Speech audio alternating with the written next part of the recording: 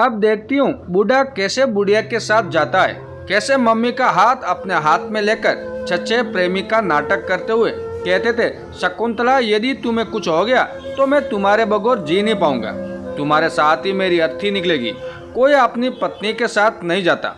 ऐसे में अभी ससुर जी को सास के मरने की खबर देकर आती हूँ। रेखा ने अपनी देवरानी अनीता से कहा तो अनीता बोली, आप ठीक कह रही हो दीदी, ससुर जी को कुछ नहीं होगा, कथनी और करनी में बहुत अंतर होता है। बड़े आए चचे प्यार करने वाले, चलो अब पापा जी को मम्मी के जाने का समाचार तो सुना दो। अनीता की बात सुनकर रेखा अपने ससुर दुष्यंत के कमरे की तरफ चल दी थी। दुष्यंत अपनी पत्नी की फोटो को लेकर बड़े प्यार से निहार रहे थे। कुछ समय पहले दिल का दौरा पड़ने के कारण उनकी पत्नी शकुंतला अस्पताल में दाखिल थी।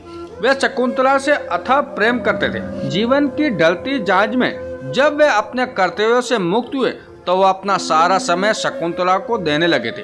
कभी वे शकुंतला के साथ पार्क में घूमने जाते तो कभी अपने आंगन में लगे झूले पर बैठकर शकुंतला का हाथ अपने हाथ में लेकर उसे घंटों बतियाते। अपनी पूरी जवानी तो उन्होंने अपने दोनों बेटों राजीव और अंकिता का भविष्य बनाने में ही गुजार दी थी। दोनों बेटों की शादी के बाद जब वो नौकरी से रिटायर हुए तो उन्होंने मन ही मन ठान लिया था कि अब जीवन का बसा हुआ समय अपनी पत्नी को देंगे। परंतु दुर्भाग्य से उनकी दोनों बहुएं ऐसी आ गई थी जो बुढ़ापे में पति और पत्नी को एक साथ बैठे देखकर उन्हें लैला मजनू कहकर उनका मजाक उड़ाने लग जाती थी। तब उनका मजाक सुनकर शकुंतला को बहुत बुरा लग जाता तो वो दुखी होकर दुष्यंत से कहती, आप मेरे पास मत बैठा करो, यहाँ से कहीं दूर चले जाओ, मुझे अच्छा नहीं लगता जब बहू मजाक उड़ाती है। तब शकुंतला की बात सुनकर दुष्यंत भी दुखी होकर उसका हाथ अपने हाथ में लेकर कहते, अब इस उम्र में मुझे अपने से दूर जाने को मत को, यदि मैं तुमसे दूर चला गया तो मैं ज्यादा दिन जी नहीं पाऊंगा। इनको क्या पता कि जब बच्चे अपने जीवन में व्यस्त हो जाते हैं तो जीवन का एक एक पल अकेले काटना कितना मुश्किल हो जाता है। तब जीवन की ढलती जांच में और पति और पत्नी एक ही दूसरे का सुख दुख साझा करते। कहने दो इन्हें जो कुछ कहती है, तुम दुखी मत हो। दुष्यंत की बात सुनकर शकुंतला के चेहरे पर तो मुस्कुराहट आ जाती थी, परंतु उनकी दोनों बहुएं रेखा और अनीता ससुर की बात सुनकर जल फूंक कर राख हो जाती थी। सास ससुर को ताने मारते हुए तब रेखा अनीता से कहती है, कोई किसी के जाने से नहीं मरता, ये सब कहने की बात है, बड़े आए लैला मजनू। रेखा की बात सुनकर अनीता हंसने लगती थी।